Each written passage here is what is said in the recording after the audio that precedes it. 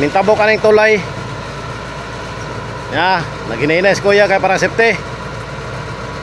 Ang unit mga ma'am sir, i-safety ni kuya. Dili ingon ka magdidali og tabok.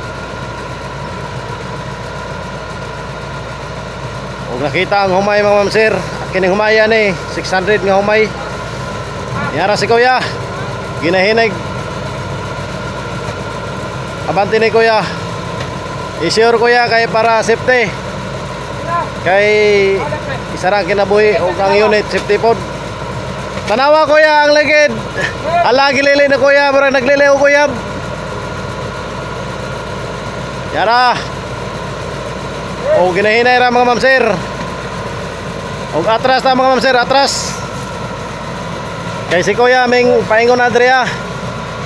Og